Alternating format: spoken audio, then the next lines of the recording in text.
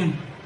Orang lagi damai dia, saya paling berani. Kita siap perang, takbir. Allahu Akbar. Giliran zaman perang kagak ada di sejarah. Di mana urusannya? Kita baca-baca, ini ada kagak yang mati di medan perang? Ada enggak nih dari suhada-suhada 10 November? Kagak ada. Ada enggak di 1888 perang Cilegon? Kagak ada. Saya ingat kisah Bani Israel kepada Nabi Musa ngajak perang. Nabi Musa, ayo kita perang. Kita kalahkan orang-orang Palestina. Takbir, Allahu Akbar.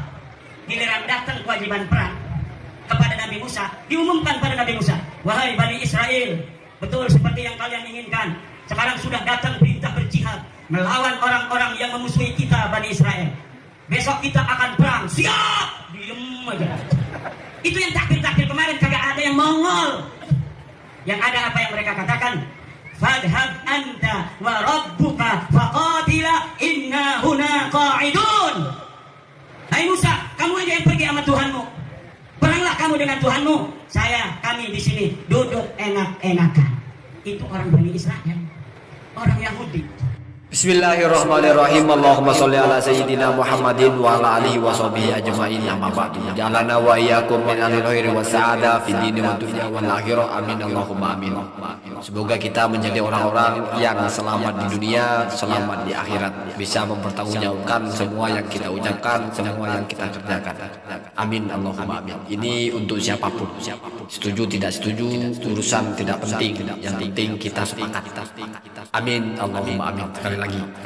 Seperti yang sudah saya janjikan bahwa sebetulnya bagian terpenting dari narasi Kiai Haji Imaduddin ini adalah offset di bagian ketika membawakan ayat.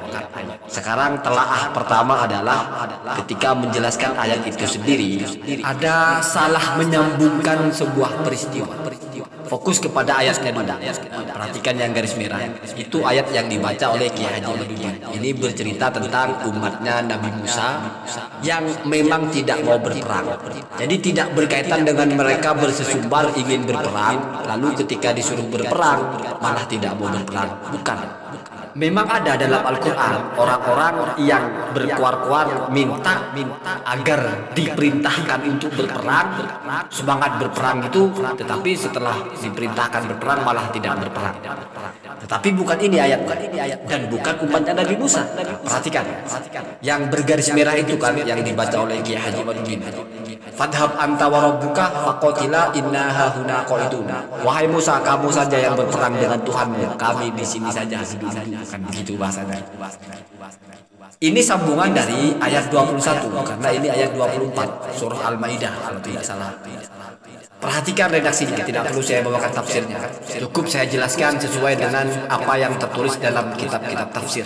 Coba perhatikan ayat 21 dulu. Ya qaumi dukhulul ardhal muqaddasata allati kataballahu lakum wa la tartaddu ala adbarikum fatanqalibu khasirin. Jadi itu perintah langsung agar umatnya Nabi Musa itu memasuki tanah yang dijanjikan, Baitul Maqdis, dan janganlah berpaling dari Tuhanmu, jangan murtad. Nanti kamu akan rugi. Artinya kalau diperintahkan itu taat begitu. Kemudian di ayat 22, qalu ya Musa inna fiha qauman jabbarin. Mereka itu sudah menolak sejak awal. Wahai Nabi Musa, di situ ada orangnya. Sudah ada penguasanya, sudah ada isinya begitu ya. Wa inna lan nadkhulaha hatta yakhruju minha, dan kami enggak mau masuk ke situ sampai mereka keluar. Fa iyakhruju minha fa inna dakhilun. Kalau mereka sudah keluar, kami mau masuk. Nah, jadi memang sejak awal sudah enggak mau perang. Tidak mau ada kekerasan, memang pemalas memang ya. Penakut juga. Maka kemudian qala rajulani minal ladzina yakhafuna an'amallahu alaihima, ada dua orang dari mereka itu yang Allah berikan nikmat, mereka itu punya khasyah, punya ketakutan kepada Allah, artinya taatlah, beriman dan taat. Diberi semangat gitu. Udkhulu, masuklah, masuk dululah. Alaihimul bab, masuk dulu lewat pintunya ya. Fa idza dakhaltumuhu, kalau kamu sudah masuk, fa innakum ghalibun, nanti kalian akan menguasai. Mesti mereka akan pergi. Jadi diberikan spirit.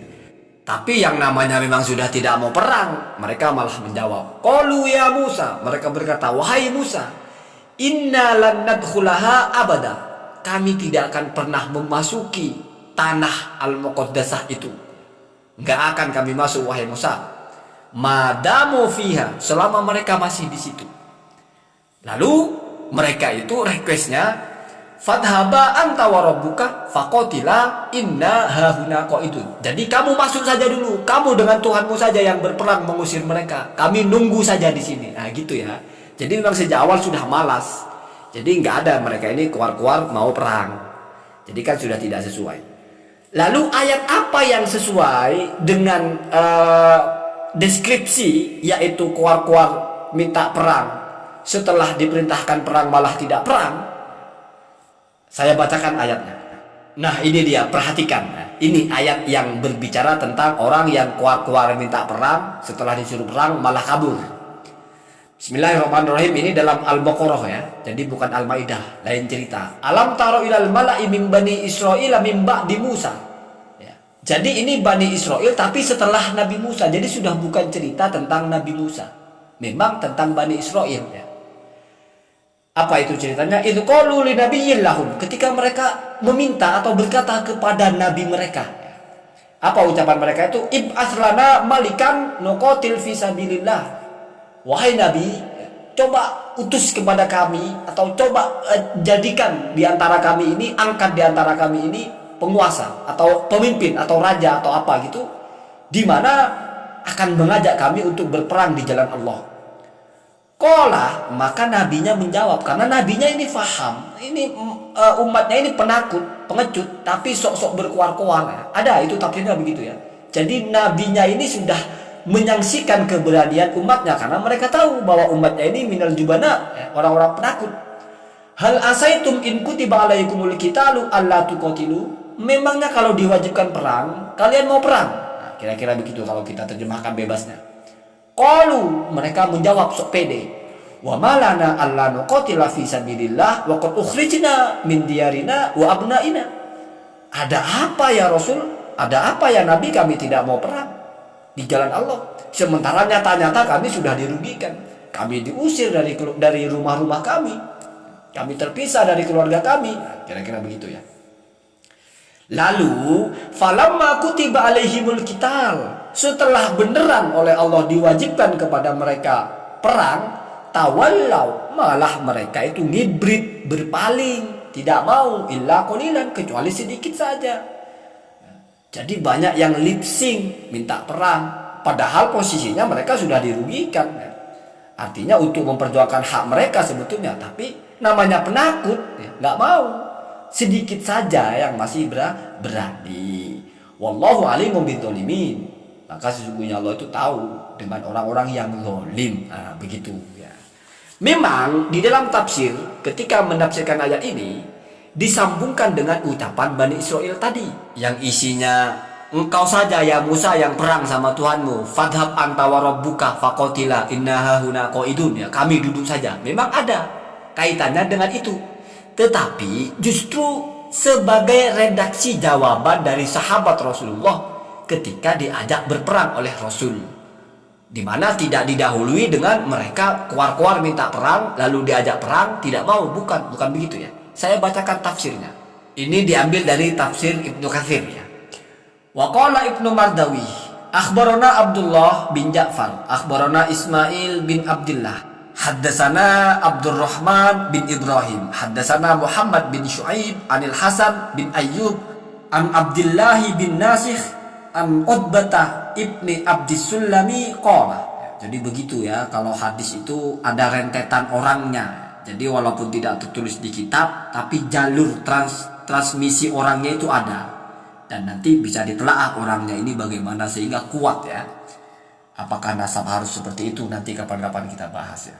Qala, berkata Abdus Sulami ini, atau anaknya Abdus Sulami ya, karena bin Abdus Sulami kan. Qala Nabi sallallahu alaihi wasallam, Nabi bersabda sallallahu alaihi wasallam li ashabihi, kepada para sahabatnya, ala tuqatiluna, maukah kalian berperang? Kalau bahasa kita begitu, bahasa gampangnya ya. Qalu, maka mereka menjawab, naam, ya, kami mau berperang. Wala naqulu, dan kami tidak akan menjawab atau berkata kama qalat Banu Israil li Musa, sebagaimana dulu umatnya Nabi Musa, kaum Bani Israel berkata kepada Nabi Musa. Apa ucapannya? Yaitu fadhhab anta wa rabbuka faqatila inna hahuna qaidun. Jadi engkau saja ya Musa sama Tuhanmu yang berangkat, kami di sini saja. Begitu ya. Jadi konteksnya itu ditawari perang, bukan keluar minta perang setelah dikasih perang tidak mau. Begitu juga sahabat Nabi di sini kan konteksnya ditawari untuk berperang. Walakin akan tetapi ucapan kami atau jawaban kami, idhab, pergilah anta engkau wahai Muhammad, wa rabbuka dan Tuhanmu, faqatila, dan berperanglah kalian berdua, inna, dan sesungguhnya kami, ma'akuma, bersama kalian berdua, muqatilun, ikut berperang. Nah, jadi redaksinya awalnya sama tapi akhirnya dirubah. Ya, ini kalau dalam balawah bahasanya disebut iktibas ya. Jadi bahasanya sama tetapi dikutip dari Al-Qur'an tetapi ada yang dirubah ya. Idhab anta wa rabbuka faqatila itu kan dari Al-Qur'an. Inna, nah, sampai inna kan juga dari Al-Qur'an tapi setelahnya dirubah. Nah, ini bukan merubah ayat namanya, tetapi memang mengutip dari Al-Qur'an dan kita campur dengan bahasa kita itu boleh, tetapi jangan bilang ini firman Allah, tetapi ini adalah ucapan kita yang diklipping. Iktibas itu mengklipping dari Al-Qur'an. Jadi begitu Pak ya. Kemudian yang paling fatal juga adalah kalau Kiai Haji Imaduddin itu membawakan ayat tentang ini, sudah dicocokkannya nggak pas ya. Artinya ingin menyuarakan tentang orang-orang yang keluar mau perang, kemudian setelah disuruh perang malah nggak mau perang ya, yaitu Bani Israel mimba di Musa, setelah ibadatnya Nabi Musa ya. Itu tidak cocok kalau dikaitkan dengan mereka atau siapalah gitu yang keluar ngajak perang padahal leluhurnya tidak pernah berperang. Nah, kan tidak cocok. Itu kan berarti dua bagian, mereka dan leluhurnya. Sementara ayat yang mengatakan keluar minta perang setelah disuruh perang tidak mau perang itu satu paket, tidak berkaitan dengan keturunannya, tidak berkaitan dengan leluhurnya. Saya kira kalau kita tidak fanatik, saya yakin kalian akan terima bahwa memang tidak cocok kalau membawakan ayat ini untuk mendeskripsikan orang-orang yang keluar sok berani mau perang padahal leluhurnya tidak mau berperang, artinya tidak pernah berperang, apalagi dikaitkan secara spesifik untuk merebut kemerdekaan. Leluhurnya mungkin tidak di sini kan, atau mungkin di sini tapi tidak ikut perang, kebetulan wallahu alam. Kalau dibaca di sejarahnya tanggapannya Profesor Azbazi Asro, memang orang-orang itu tidak terlalu terlibat dalam peperangan, tidak terlalu berbentrok dengan Belanda, karena mungkin Belanda tidak mengusik mereka atau bagaimana, wallahu alam ya. Tidak terlalu bicara masalah itu sebetulnya. Jadi dua poin ya. Yang pertama, tidak cocok kalau dihantamkan kepada satu kelompok yang dijumpai sekarang dalam rangka dikaitkan dengan leluhurnya, karena ayat itu tidak bicara leluhur tetapi bicara personalnya langsung, bicara orangnya langsung. Minta perang, mengandai-ngandai, ya seandainya kami ini diutus untuk berperang kami mau, setelah disuruh berperang tidak mau, padahal nabinya sudah, kalau Anda baca di tafsirnya itu, saya curiga ya, tebakan saya kalian tidak akan mau berperang, tapi saya mau buktikan tebakan saya ini beneran datang perintah perang. Nggak ada yang perang ya, sedikit tawallau illa qalilan ya, berpaling ya, padahal sebelumnya yes ya. Malana alla nuqatil, kenapa tidak berperang, kenapa kami harus tidak berang, ma yamnauna anil qital, apa yang melarang kami untuk berperang atau yang mencegah kami untuk berperang, begitu ya kalau di tafsirnya ya. Cuman biar konten ini lebih mudah difahami, saya fokuskan di ayatnya dan saya bawakan narasi tafsirnya yang sepotong yang pas fix kaitannya redaksi ini ketika mau dicocokkan atau dihantamkan atau dikaitkan dengan orang-orang yang keluar mau perang, ternyata setelah ada perang tidak mau perang. Justru ini adalah jawaban yang disampaikan oleh para sahabat Nabi ketika mereka bukan diminta untuk perang, bukan berkuar minta perang setelah disuruh perang tidak mau perang, bukan, tapi sekali diminta perang mereka langsung berkata na'am, maka dirubah redaksi terakhirnya, bukan inna hahuna qaidun tapi inna ma'akuma muqatilun, begitu ya. Kalau orasi itu memang agak panas, Jadi bisa dimaklumi kalau terlupa atau mungkin sepintas teringat ada kaitannya. Al-Quran itu kan banyak. Ada satu teks mungkin mirip tetapi justru berbeda. Ya secara profilingnya kan jelas. Bani Israel yang berkata kepada Nabi Musa itu yang memang tidak mau berperang. Nah setelah mereka ada Bani Israel juga min ba'di Musa berkata kepada Nabi mereka, sudah bukan kepada Nabi Musa lagi, yang mengandai-ngandai, berharap-harap, berambisi ingin perang, tetapi setelah diperintah malah tidak mau perang. Itu pun tentang satu kelompok itu juga, nggak berkaitan dengan leluhurnya. Sementara kalau ditembakkan kepada orang yang ngajak-ngajak perang, leluhurnya tidak pernah perang, kan tidak cocok, Pak ya. Allahumma hdina ahdas sabil. Semoga kamu tidak menganggap saya ini kok plin-plan, kok katanya dukung Keimat, kok nyerang Keimit. Sudah saya bilang, saya tidak mendukung apa-apa. Konten saya bicara apa yang saya anggap benar. Kalau kebenaran ada di A, saya sebut. Kalau kebenaran ada di B, saya sebut. Kalau A menurut saya melenceng, saya sebut. Dan saya paparkan datanya. Kalian yang adil, kalian yang bijaksana. Begitu ya. Allahumma hadina ahdas sabil.